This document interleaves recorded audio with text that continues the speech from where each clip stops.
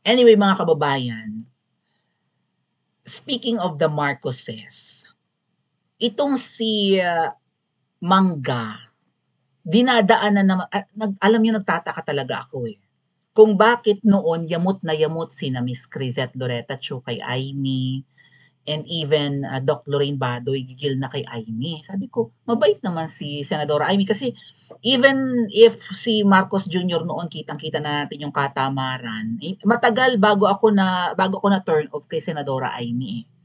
Pero Aimee Marcos has a way of downplaying everything. Okay? Pakinggan niyo itong sasabihin niya. And dito mo very cunning. Yun yung word na tandang-tanda kong ginamit ni Miss Crisette Loretta Chukay Aimee Marcos. Very cunning. Okay? Puso ang babaeng ito, mapanlinlang, magaling.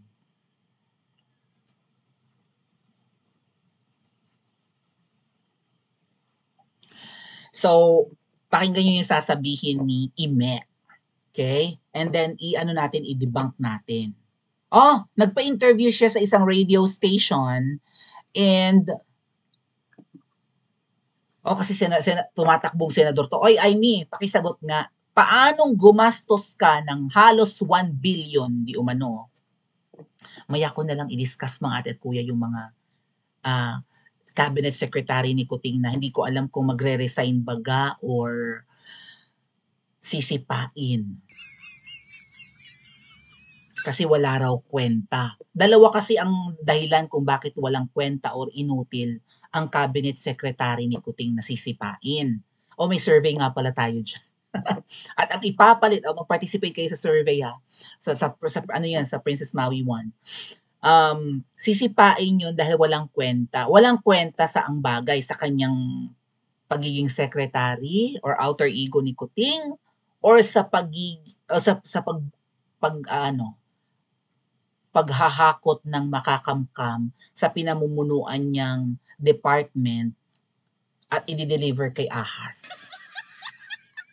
Saan siya walang kwenta? Sa pwestong inuupuan niya or wala siyang kwenta kay Ahas? Or walang napipera si Ahas sa kanya? Dalawang bagay, no? Pwedeng both. Pero sisipain daw yun or magre-resign eh. Pero bakit naman siya magre-resign? For sure, sisipain yun. At ang ipapalit, di umano ay chupatembang din ni Anes.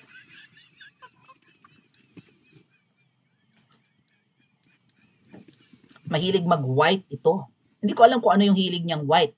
Kung mahilig siya mag-white powdery substance or mahilig siya mag-white ng pristine na pristine ang kadatingan. Clue, manoo ito. Bala kayo dyan. Mamaya na lang yun kung magla-live tayo again. No? Pakinggan muna ninyo po itong sasabihin ni Aimee and kayo na yung bigyan natin ng interpretation, ano? And kayo na magsabi kung nakakaaliw ba siya or maganda ba ang mga pinagsasabi niya or bukal ba sa puso niya or sa dibdib niya ang pag-aalala sa kanyang chupatembang. Okay, let's listen. Manindigan ka sa sarili mo at wag maniwala sa mga nakapaligid dyan. Kasi bata pa ako, sinasabi ko sa tatay ko, ang Malacanang ay snake pit. Ngayon, taon ng ahas. Dumami sila.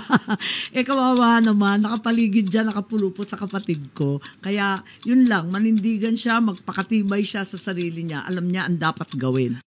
Manindigan ka sa sarili mo at wag maniwala sa mga nakapaligid dyan. Kasi bata pa ako, sinasabi ko sa tatay ko, ang Malacanang ay snake pit. Ngayon, taon ng ahas. Maganda yung sinabi ni Aimee. And baka maging katwiran ng iba, mga kababayan, na si Aimee, ano pa rin talaga, siya yung tamang Marcos, sabi ng iba, diba? So, ibig sabihin ng mga itong mga nagtatanggol kay Aimee, maling Marcos si Kuting.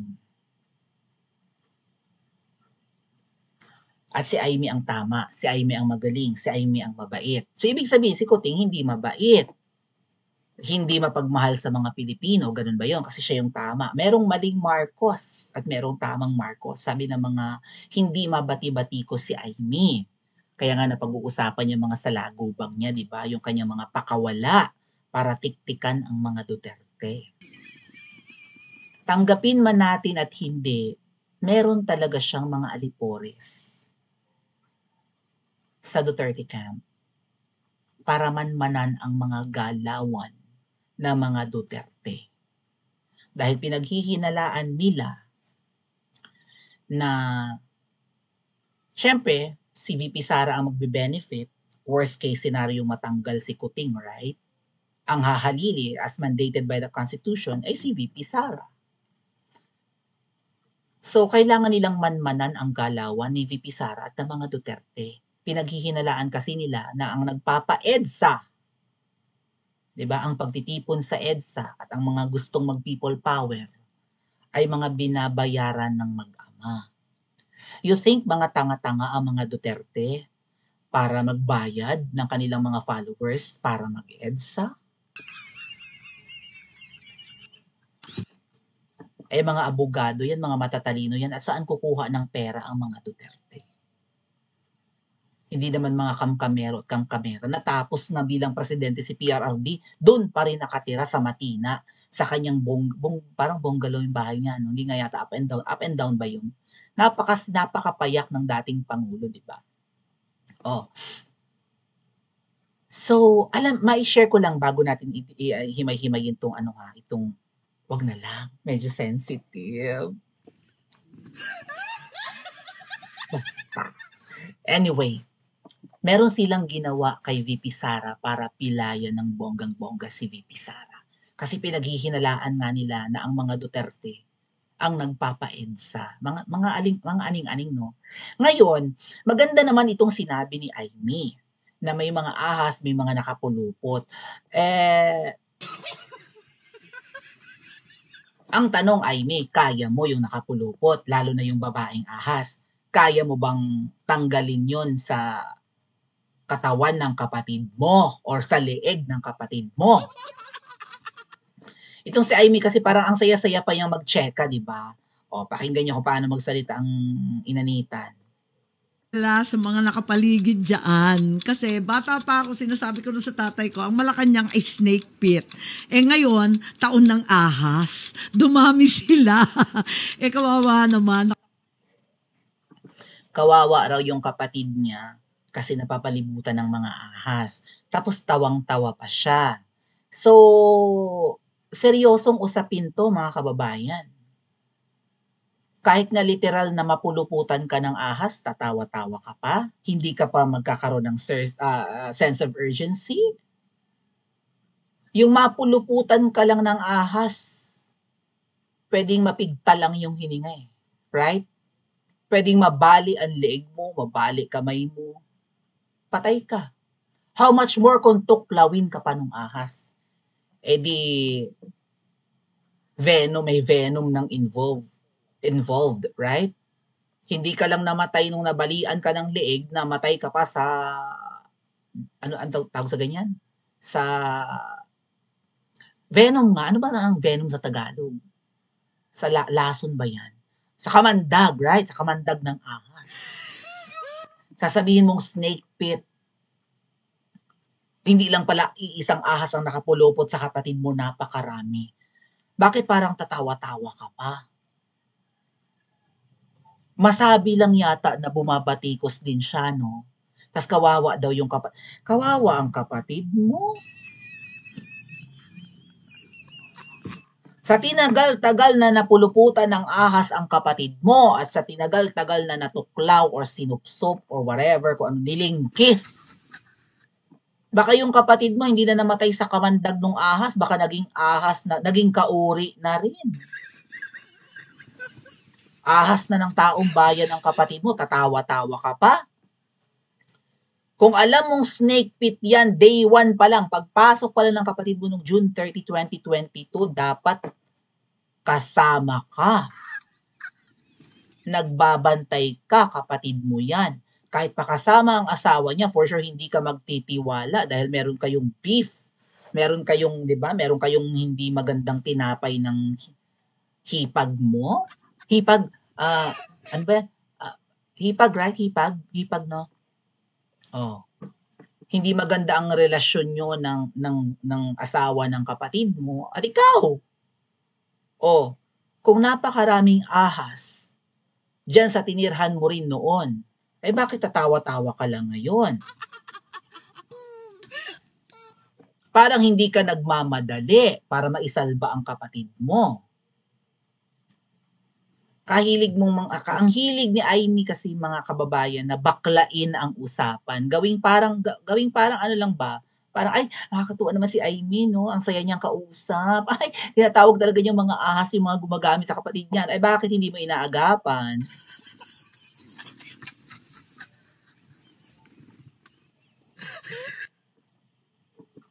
Hindi kaya si Aimee isa ring ahas? Kung di man ahas, balimbing, right? Batikos-batikos kunwari, pero for sure i-endorso naman siya ng kapatid niya, "Suportahan niyo ang ate ko ha, independent candidate ko 'no." Kasi mga kababayan 'di ba independent siya, hindi siya sumama sa slate ng kapatid niya sa senatoriables or sa Senate slate nung kapatid niya. Ano ba 'yun, Partido Federal, right? PFP.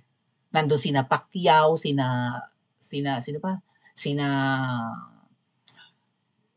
Erwin Tulfo, right? Yan, ang ganda ng ng line-up ni na Kuting eh. At ang gustong-gustong mangyari ni Kuting, yung 12 niyang senador manalo, for sure hindi mangyayaring kumpleto yan. Yung susuportahan ni Kuting or ang itataas ni Kuting ng mga kamay pagdating ng May 2025 elections, ngayong buwan ng Mayo, for sure hindi yan magiging perfect. Pag naging perfect yan at talo ang lahat ng PDP candidates, ang lalabas niyan, dinaya. So for sure may malalaglag pa rin, baka dalawa malaglag sa 'di ba? Sa senatorial slate ni Kuting. May matatanggal dun yung mga hindi masyadong popular. O, pwede diyang pumasok si Aimee. At ang katwiran, "Ay naku, hindi naman ako kasama sa listahan ng kapatid ko, nag-independent ako Eh syempre maraming natutuwa sa akin, 'di ba? Masayahin ako, masipag ako, yada yada, may kadiwa ting yan. Aimee solusyon kasi may solusyon ako sa problema." Si Aimee po ang la primerang budolera. Binudol niya si VP Sara. Sabi ko nga sa inyo, kung ang kapatid ko nag-a-addict, malalaman at malalaman ko. Kahit hindi kami magkasama sa iisang bahay. May magchichika sa akin, may makakarating sa akin, makikita ko ang manifestations ng paggamit niya ng mga pulburon and whatnot. Kung ngingiwi-ngiwi yung kapatid ko, abay bakit ganito? Parang hindi naman normal. Ano to? Ba't kang ngingiwi-ngiwi? Ba't parang ang haggard mo, hindi ka naman hirap sa buhay? Bakit ang ngipin mo ganyan na? May bruxism ka na? Bakit may mga mannerisms ka? Ang daming manifestations ng kola-kola. 'Di ba? Lalo kapatid mo, kasama mo paglaki, tas ganun makikita mo, pag nag-meet kayo, may something ang kapatid ko, parang tuyot na namamagang hindi mo maintindihan. Tapos, ikaw na ang imposibleng hindi mo alam na ang kapatid mo nagpupulburon. But despite that, binudol niyo si VP Sara. Pinatakbo mo ang kapatid mo at niligawan niyo ng nag-aliluya kayo, nagsiluhuran kayo sa mga Duterte para maging Alam mo, mangga na hindi mananalo ang kapatid mo kay VP Sara. Kaya ang ginawa niyo, nakapag-tandem na lang kayo. Or hindi mananalo ang kapatid mo kung hindi sinamahan ni VP Sara. Malakas na candidate noon si Leni. Okay? And incumbent si Leni Vice President. Si Kuting tenga, tulog, walang ginagawa. 'Di ba? Hindi naman siya na-appoint kahit gustong-gusto agad nila Department of Agriculture. Panahon ni Tatay Digong gusto na nila Department of Agriculture. Alam mo kung ano ang bisyo ng kapatid mo or walang trabaho Mahirap mamuhay. Ang sarap naman ng buhay nila, walang trabaho. Tayo, todo kayo dito sa Pilipinas, no? Hindi man lang tayo mayaman, pahirap ang buhay, ang mahal ng bilihin. Tapos si Kuting Jr. walang alam na trabaho, kundi politics. Never nga yata naging employed yan. Never naranasang maging empleyado. no? Ang buhay nila puro ano lang, politika. Nandiyan nga raw kasi ang pera. Galing mismo sa bibig ni Sandro Marcos, mga ate at kuya. Gusto daw ni Kuting maging ano ba yun, maging musician, maging sa ibang bagay. Sa arts maybe and what. Pero ang sabi daw ng lolo ni Sandro, naku, walang pera diyan.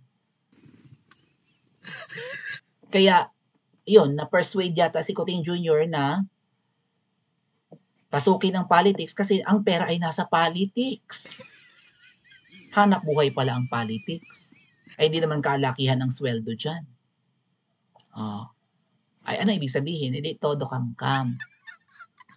Maraming ahas, pero lahat naman kayo mga ahas, pataasan na lang siguro talaga sila ng kamandag. Tama ba mga ate at kuya? Ang kapatid mo, sasabihin mo kawawa. Bakit? Ha? Anong kawawa? Nag-e-enjoy ang kapatid mo. Masayang-masaya ang kapatid mo sa kanyang popularidad. Sa kanyang tinatamasang popularidad. Well, pasira na ang reputasyon ng kapatid mo kasi tamad. Tama ba mga may ginawa na ba si Marcos Jr.?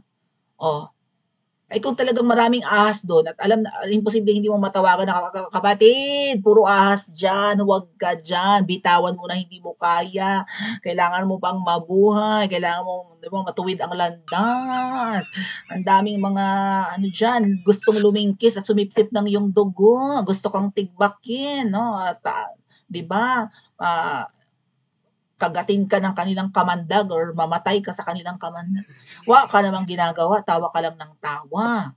So, pare-pareho naman siguro sila, pataasan at patindihan na lang ng kamandag at kamkaman. Tama ba? Pa-comment po sa comment section at mag-like and subscribe din po kayo.